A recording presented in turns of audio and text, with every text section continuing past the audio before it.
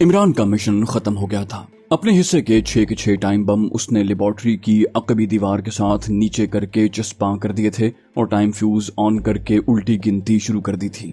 2 घंटों के बाद उन बमों को फटना था। इमरान को अब वापस जाना था। वो तेजी से मुड़ा और गीली घास पर औंधा लेटा कोहनियों के बल सुरंग के दहाने की तरफ रेंगने लगा। वो सुरंग के पास पहुंच गया। उसने तेजी से अपने जिस्म का रुख बदल लिया। उसने सुरंग के सुराख में अपनी दोनों टांगें दाखिल कर दी, फिर गर्दन तक सुरंग में उतर गया और लेबोरेटरी की बैरक की तरफ आंखें फाड़ फाड़ कर देखने लगा। जिब्रान अभी तक वापस आता नजर नहीं आया था। वो हैरान था कि उसने इतनी देर क्यों लगा दी। इस वक्त तक उसे वापस आ जाना चाहिए था। अचानक उसे जिब्रान मगरबी दीवार की ओट में से रेंग कर बाहर निकलता दिखाई दिया। जिब्रान मगरबी दीवार से 15-20 फुट तक आगे निकल आया। सुरंग से लेबोरेटरी वाली बैरक का फासला ज्यादा से ज्यादा 40 फुट तक का होगा। तब एक ऐसी बात हो गई जिसके बारे में जिब्रान और इमरान ने सोचा भी नहीं था। जैसे ही जिब्रान रेंगता हुआ लेबोरेटरी की दीवार से 15-20 गज आगे खुली जगह में आया, अचानक सामने वाली बैरक का दरवाजा खुला और अंदर से 2 कमांडो सिपाही बातें करते बाहर निकल आए। जिब्रान वहीं दुबक गया, लेकिन दरवाजा खुलने से अंदर की रोशनी बाहर पड़ी और उस रोशनी में एक सिपाही ने जिब्रान को रेंगते हुए देख लिया। उसने वहीं सब मशीन गन तानी, चीख कर हॉल्ट किया और छलांग लगाकर दौड़ता हुआ जिब्रान के सर पर पहुंच गया। दूसरा सिपाही भी दौड़ता हुआ वहां आ गया। एक सिपाही ने मशीन गन की नाली जिब्रान के सर के साथ लगा दी, दूसरे ने जिब्रान को गर्दन से दबोचकर उठा लिया। इमरान की आंखों के सामने ये सारा अफसोसनाक ड्रामा हो रहा था और वो कुछ नहीं कर सकता था। उसके पास ऑटोमेटिक पिस्टल जरूर था, लेकिन इससे पहले कि वो पिस्तौल निकाल कर फायर करता, दोनों कमांडो सिपाही जिब्रान को पकड़कर सामने वाली बैरक के अंदर घसीटते हुए ले गए। अगर इमरान फायर भी करता तो इतनी दूर से वो ज्यादा से ज्यादा एक सिपाही को मार सकता था, जबकि दूसरा सिपाही एकदम फायर खोलकर वहां पर मौजूद पूरी कमांडो फोर्स और पुलिस को बेदार कर सकता था। और फिर न सिर्फ ये कि इमरान भी पकड़ा जाता, बल्कि ऐन मुमकिन था कि उसका मिशन भी नाकाम हो जाता, क्योंकि बैक वक्त 2 गैर मुल्की जासूसों का टारगेट पर पकड़ा जाना इस बात की निशानदही करता था कि उन्होंने वहां जरूर कोई तखरीबकारी की है और बहुत मुमकिन है कि वो लोग लगाए हुए बम भी तलाश कर लेते। अब इमरान को एक ही फिक्र थी कि कहीं वहशियाना अजियत से घबराकर जिब्रान राज फाश न कर दे, लेकिन उसका दिल कहता था कि जिब्रान एक मुहिब्बे वतन कमांडो है। वो खुद मर जाएगा लेकिन जबान नहीं खोलेगा। इस्लाम के बहादुर जर्नैल हजरत खालिद बिन वलीद रज़ियल्लाहु अन्हु की दास्तान सुनने के लिए आप हमारे चैनल सिरात को सब्सक्राइब कीजिए। इंशाल्लाह आपकी दुआएं साथ रहीं तो ये सिलसिला ऐसे ही चलता रहेगा। और हमारी हौसला अफजाई के लिए आप हमारी वीडियो को लाइक और शेयर जरूर कीजिए। कमेंट करके बताइए कि आपको हमारी वीडियोस कैसी लगी। जैसे ही सिपाही जिब्रान को घसीटते हुए बैरक के अंदर ले गए, इमरान ने फौरन सर सुरंग के अंदर किया और सुरंग में से उल्टा रेंगता बाहर निकला और जंगल की तारीकी में एक तरफ को दौड़ने लगा। जंगल के अंधेरे और दरख्तों की शाखों की रुकावटों को हाथों से परे हटाता वो अंधाधुंध भागा जा रहा था, ताकि इससे पहले कि पुलिस की पार्टी जिब्रान के साथियों की तलाश में बाहर निकले, वो टारगेट से जितनी दूर निकल सकता है निकल जाए। वो ये भी देखना चाहता था कि उनके लगाए हुए बम फटते हैं या नहीं और उनका मिशन कामयाब होता है या नहीं। कहीं ऐसा तो नहीं हो जाएगा कि जिब्रान दुश्मन की दी जाने वाली अजियतों से घबरा कर ये बता दे कि उन्होंने बम लगाए हैं और उनके सारे किए कराए पर पानी फिर जाए। इमरान को अपनी रफ्तार की इतनी फिक्र नहीं थी जितनी ये जानने की परेशानी थी कि मारकर बम वक्त पर फटते हैं या नहीं। जिब्रान पकड़ा गया था, ये उनके मिशन का एक हिस्सा था। कई बार कमांडोज अपने टारगेट मारते हुए दुश्मन के हत्थे चढ़ जाते हैं। जिब्रान भी पकड़ लिया गया था। वो खुद भी पकड़ा जा सकता था, लेकिन वो बच गया। अब वो अपने मिशन की कामयाबी या नाकामी का सबूत चाहता था। जब इमरान जंगल में उस जगह आ गया जहां से जयगढ़ थोड़ी ही दूर रह गया था, तो वो एक घने दरख्त के ऊपर चढ़कर बैठ गया। उसने अपने आप को दरख्त की शाखों में अच्छी तरह से छुपा लिया। वो जानता था कि उसे ज्यादा इंतजार नहीं करना पड़ेगा। बमों के टाइम फ्यूज ऑन किए 20 मिनट गुजर गए थे। अब सिर्फ 1.5 घंटा बाकी था। इतने वक्त में ही नतीजा सामने आ जाता। अगर इतनी मुद्दत में बम फट जाते हैं तो फिर सवाल ही पैदा नहीं होता था कि कोई पुलिस पार्टी उसकी तलाश में इमरान तक पहुंच सके। बम इतने ताकतवर थे और इतने ज्यादा थे कि उनके फटने से आसपास की कोई शय जिंदा सलामत नहीं रह सकती थी। और अगर इतनी मुद्दत में बम नहीं फटते तो इसकी वजह यही हो सकती थी कि जिब्रान ने नाकाबिल बर्दाश्त अजियत से घबराकर दुश्मन को सब कुछ बता दिया है और दुश्मन ने बम दीवार पर से उतारकर उन्हें नाकारा बना दिया है। उसके बाद इमरान को वहां से फरार हो जाना था। कम से कम 1.5 घंटे तक वो दरख्त में जरूर छुपा रहना चाहता था। बमों के धमाकों की सूरत में जिब्रान का जिंदा रहना भी नामुमकिन था। उधर इमरान ज़हनी कशमकश में गिरफ्तार दरख्त में छुपा हुआ था और दूसरी तरफ जिब्रान को पुलिस फोर्स के कमांडोज ने जमीन पर लेटाकर उस पर वहशियाना तशद्दुद शुरू कर दिया। वो उससे पूछ रहे थे कि वो किस मिशन पर प्रोजेक्ट में आया था और उसके साथ और कौन कौन है। पुलिस फोर्स सारी की सारी मौजूद थी। उन्होंने जिब्रान को पकड़ते ही ये मालूम कर लिया था कि वो मुसलमान है। जिब्रान को मालूम था कि वो उस लेबोरेटरी के साथ एक बैरक में है जिसकी दीवारों पर उन्होंने इंतहाई धमाकाखेज बम लगाए हैं और जिन्हें कुछ देर के बाद फटकर उस सारे के सारे इलाके को नीस्तो नाबूद कर देना है। उसे यकीन हो गया था कि उसकी मौत यकीनी है। पुलिस की कमांडो फोर्स उस पर तशद्दुद न भी करे तब भी उसका जिंदा बचना नामुमकिन था, क्योंकि बमों के फटने में 1.5 घंटा ही बाकी था और पुलिस उसे वहां से निकाल कर किसी दूसरी जगह नहीं ले जा सकती थी, क्योंकि वो लोग जंगल के ऐन बीच में थे। उन्हें उसी बैरक में रहकर जिब्रान से पूछगिछ करनी थी और 1.5 घंटे के बाद उनके साथ उस बैरक को फना होना था। जिब्रान ने अपनी मौत को कबूल कर लिया था। वो खुश था कि वो अपने मिशन को पूरा करते हुए अपने वतन पाक की खातिर जान दे रहा है। इससे अच्छी मौत और क्या हो सकती थी। अब जिब्रान की यही कोशिश थी कि पुलिस के सिपाहियों को किसी न किसी तरह कम से कम 1.5 घंटे तक इसी बैरक में रखे और वो इमरान की तलाश में बाहर न निकलें। इस मकसद को सामने रखकर जिब्रान उन्हें बार बार यही यकीन दिलाने की कोशिश कर रहा था कि वो अकेला ही उस प्रोजेक्ट की जासूसी करने आया है। पुलिस फोर्स ने उससे कमांडो चाकू और ऑटोमेटिक पिस्टल बरामद करवा लिया था और उसे फर्श पर लिटाकर उसके जिस्म के हिस्सों को बिजली के झटके देने शुरू कर दिए। वो हर झटके के बाद जिब्रान से पूछते, तुम किस तकरीबी मिशन पर यहाँ आए थे और तुम्हारे साथी कहाँ छुपे हुए हैं? जिब्रान हर बार यही जवाब देता कि मैं अकेला प्रोजेक्ट की सुराग रसानी करने आया था। मुझे कश्मीरी मुजाहिदीन की हाई कमान ने ये मालूम करने यहाँ भेजा था कि जाकर सुराग लगाओ कि इस जगह खुफिया तौर पर किस किस्म के प्रोजेक्ट पर काम हो रहा है, और ये कि मैं अकेला हूँ, मेरे साथ कोई मुजाहिद नहीं। जिब्रान ये नहीं चाहता था कि किसी भी तरह से पुलिस का ख्याल उसके किसी साथी की तरफ जाए और वो उसकी तलाश में जंगल में भाग दौड़ शुरू कर दें। वो जानता था कि इमरान ने उसे गिरफ्तार होते देख लिया था और अब वो जंगल से फरार होने से पहले कम से कम बमों के फटने तक जरूर किसी जगह छुप कर बैठा रहेगा, ताकि वापस जाकर दुश्मन के एक पाकिस्तान दुश्मन प्रोजेक्ट की मुकम्मल तबाही और अपने मिशन की कामयाबी की रिपोर्ट दे सके। उस बैरक के अंदर पुलिस फोर्स का चीफ इंस्पेक्टर भी आ गया था। उसे सोए हुए को वहां बुला लिया गया था। वो भी जिब्रान के पास स्टूल पर बैठकर उससे पूछगिछ कर रहा था। पुलिस के 2 सिपाही मुसलसल जिब्रान को तशद्दुद का निशाना बना रहे थे। एक उसके पांव के नाखूनों में कील ठोंक रहा था, दूसरा उसके जिस्म के नाजुक हिस्सों पर अब जलते हुए सिगरेट दाग रहा था। इस पूछगिछ और तशद्दुद के अमल में रात गुजरती जा रही थी, वक्त गुजरता जा रहा था। जिब्रान के ख्याल में बमों के फटने में सिर्फ 30-32 मिनट बाकी रह गए थे। उसे किसी न किसी तरह ये 30-32 मिनट गुजारने थे। उसकी सिर्फ इतने ही मिनट की जिंदगी बाकी रह गई थी। बस अगर उसे कोई ख्याल परेशान कर रहा था तो यही था कि कहीं बमों में कोई नक्श पैदा न हो गया हो और बम न फटे, लेकिन ऐसी बात नहीं थी।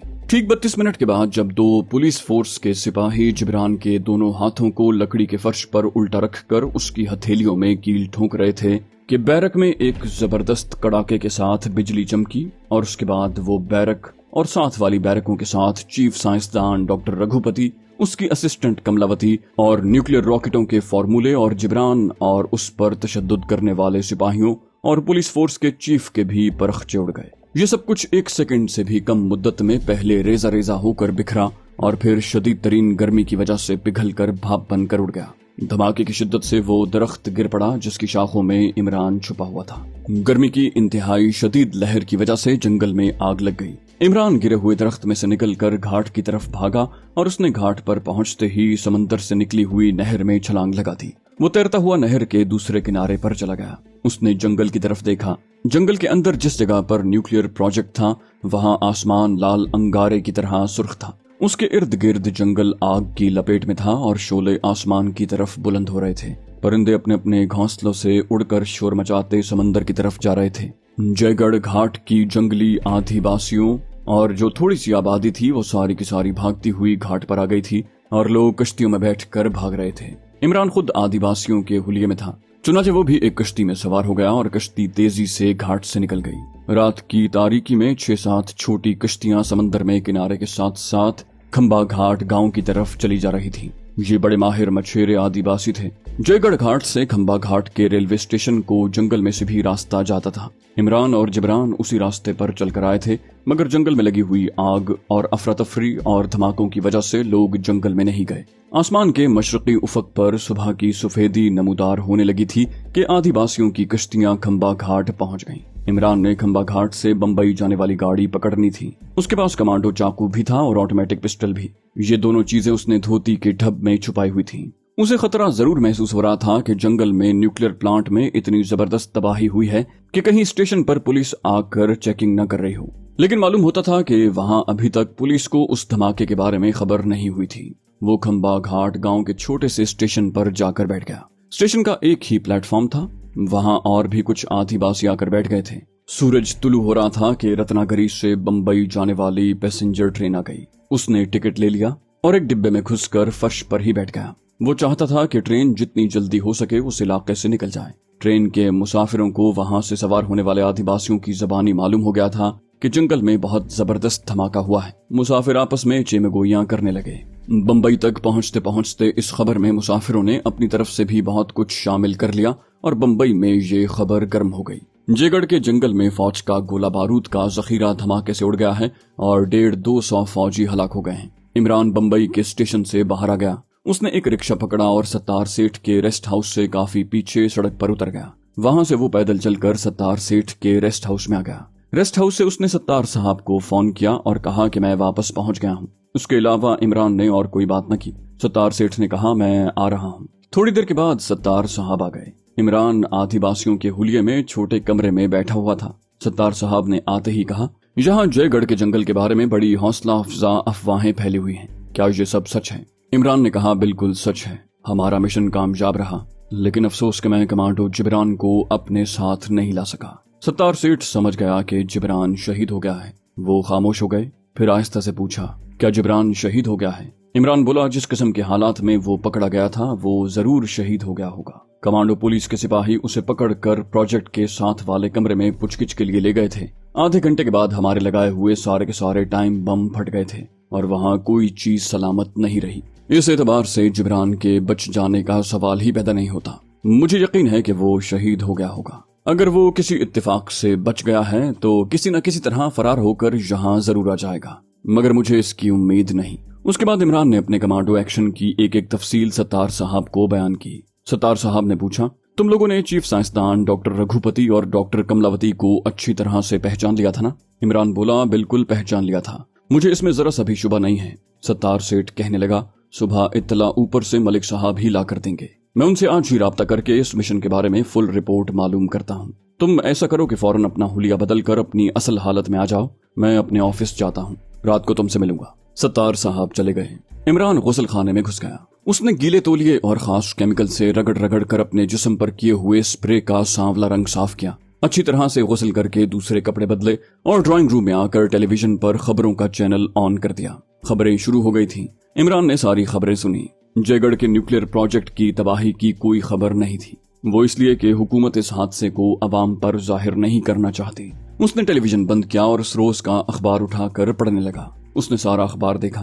किसी जगह भी जयगढ़ के हादसे की खबर नहीं छपी थी। सिर्फ एक जगह ये छोटी सी खबर छपी थी कि जयगढ़ के जंगल में कल इत्तेफाक से आग लग गई, लेकिन फायर ब्रिगेड के अमले ने बड़ी मेहनत से काम करके आग पर काबू पा लिया। इसके अलावा किसी जगह पर जयगढ़ के प्रोजेक्ट की तबाही का कोई जिक्र नहीं था। सारा दिन इमरान ड्राइंग रूम में सोफे पर लेटा आराम करता रहा। दोपहर को खाना खाकर वो वहीं गहरी नींद सो गया और रात के 8 बजे उसकी आंख खुली। टेलीफोन की घंटी बज रही थी। उसने रिसीवर उठाया तो दूसरी तरफ से सत्तार साहब की आवाज आई, कौन है? इमरान ने कहा, मैं हूं सर इमरान। सत्तार साहब बोले, मैं आ रहा हूं, और टेलीफोन बंद हो गया। आधे घंटे के बाद सत्तार साहब आ गए। कहने लगे, मेरा मलिक साहब के साथ राब्ता कायम हो गया था। वो 1 घंटे के बाद यहाँ आ रहे हैं। उनको तुम लोगों के कमांडो मिशन की फुल रिपोर्ट मिल चुकी है। उसके बारे में वो कुछ खास बातें करने आ रहे हैं। इमरान ने पूछा, किस किस्म की खास बातें? सत्तार साहब ने सिगरेट बुझाते हुए कहा, उन्होंने मुझे मजीद कुछ नहीं बताया। सिर्फ इतना कहा है कि उन्हें चंद खास बातें करनी है और वो 10 बजे से पहले पहले यहाँ पहुँच जाएंगे। मेरा ख्याल है कि हमें इतनी देर में खाना खा लेना चाहिए। तुमने तो खाना नहीं खाया। इमरान ने जवाब दिया, नहीं। सत्तार सेठ ने उसी वक्त बूढ़े मुलाजिम से कहकर खाना मंगवा लिया। खाना खाते हुए सत्तार साहब बोले, जिब्रान के बारे में मुझे बड़ा तजस्सुस है। इमरान ने सत्तार साहब को जिब्रान के पकड़े जाने का पूरा वाकया तफसील से बयान किया तो उन्होंने कहा, इन हालात में तो जिब्रान का बच जाना मुश्किल नजर आता है।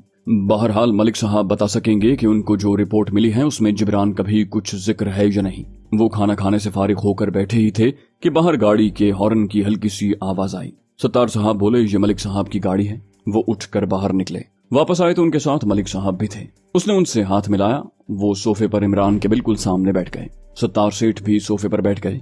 मलिक साहब ने वक्त जाया किए बगैर असल मौजू पर गुफ्तगू शुरू कर दी। उन्होंने इमरान से कहा, जहां तक राम जी के मंदिर वाले भारत के न्यूक्लियर रॉकेट प्रोजेक्ट की तबाही का मामला है, वो मुकम्मल तौर पर नीस्तो नाबूद हो चुका है। उसमें असिस्टेंट साइंसदान डॉक्टर कमलावती के भी बरख्चे उड़ गए हैं। इसकी हमारी इंटेलिजेंस ने हतमी तौर पर तस्दीक कर दी है, लेकिन प्रोजेक्ट का असल सरगना और चीफ साइंसदान डॉक्टर रघुपति गायब है। इमरान को एक धक्का सा लगा। उसने हैरान होकर पूछा, वो कैसे जिंदा बच गया? वो तो उस रात लेबोरेटरी में कमलावती के साथ ही था। हमने उसे खुद देखा। मलिक साहब बोले, यही तुमसे गलती हो गई। डॉक्टर कमलावती को तो तुम लोगों ने पहचान लिया था, मगर डॉक्टर रघुपति को नहीं पहचान सके। जो गंजा डॉक्टर सफेद कोट पहने डॉक्टर कमलावती के साथ लेबोरेटरी में रिसर्च वर्क कर रहा था, वो डॉक्टर रघुपति नहीं था, बल्कि उसका एक साथी साइंसदान था। उस साइंसदान का सर भी दरमियान से गंजा था और वो डॉक्टर रघुपति का ही हम उम्र था। जहां तुम लोगों को मुगालता लगा और तुमने दूसरे डॉक्टर को रघुपति मान लिया। हकीकत में डॉक्टर रघुपति 2 दिन की छुट्टी पर था और दिल्ली गया हुआ था। कमरे में खामोशी छा गई। सत्तार साहब के चेहरे पर भी इमरान के जैसे ही मायूसी छा गई। मलिक साहब कहने लगे, जब प्रोजेक्ट की तबाही की खबर दिल्ली पहुंची तो भारत के वजारत दिफा ने हुकूमत के इशारे पर उसी वक्त चीफ साइंसदान डॉक्टर रघुपति को गायब कर दिया था, ताकि उसको कमांडो मुजाहिदीन के यकीनी हमले से बचा लिया जाए। क्योंकि भारत सरकार को यकीन है कि मुजाहिदीन को बहुत जल्द डॉक्टर रघुपति के बच निकलने का इल्म हो जाएगा और अब वो उसे खत्म करने की सरतोड़ कोशिश करेंगे। इमरान ने धीमी सी आवाज में पूछा, डॉक्टर रघुपति को कहाँ छुपाया गया है? मलिक साहब ने कहा, हमारी इंटेलिजेंस उसका सुराग लगाने की कोशिश कर रही है। जैसे ही उसके बारे में हमें कोई खबर मिली तुम्हें इत्तला कर दी जाएगी, क्योंकि इस रघुपति का हलाक किया जाना बहुत जरूरी है। उसकी वजह न्यूक्लियर रॉकेट का फॉर्मूला है जो अब सिर्फ डॉक्टर रघुपति के जहन में ही महफूज है। इमरान ने कहा, यह भी तो हो सकता है कि इन हंगामी हालात में भारत की वजारत दिफा ने न्यूक्लियर रॉकेट का फॉर्मूला डॉक्टर रघुपति से मालूम करके किसी सीक्रेट फाइल में महफूज कर लिया हो, ताकि अगर डॉक्टर रघुपति भी मारा जाए तो कम से कम फॉर्मूला तो बच जाए। मलिक साहब कहने लगे, हो सकता है भारत की वजारत दिफा ने ऐसा ही किया हो, लेकिन इसका कोई फायदा नहीं होगा। इसकी वजह यह है कि खाली फॉर्मूले से न्यूक्लियर रॉकेट तैयार नहीं किया जा सकता। इसके लिए डॉक्टर रघुपति के दिमाग की जरूरत है। उस फॉर्मूले को सिर्फ रघुपति ही समझता है और वही उसकी मदद से न्यूक्लियर रॉकेट तैयार कर सकता है। तो दोस्तों, ये थी हमारी आज की एपिसोड। उम्मीद करते हैं आपको हमारी कहानी पसंद आई होगी। जाने से पहले इस वीडियो को लाइक कीजिए और शेयर करना मत भूलिए। कमेंट करके हमें बताइए कि आपको हमारी वीडियो कैसी लगी। और अगर अभी तक आपने इस चैनल को सब्सक्राइब नहीं किया तो इसे सब्सक्राइब कीजिए और बेल आइकन दबाकर ऑल नोटिफिकेशंस ऑन कर लीजिए।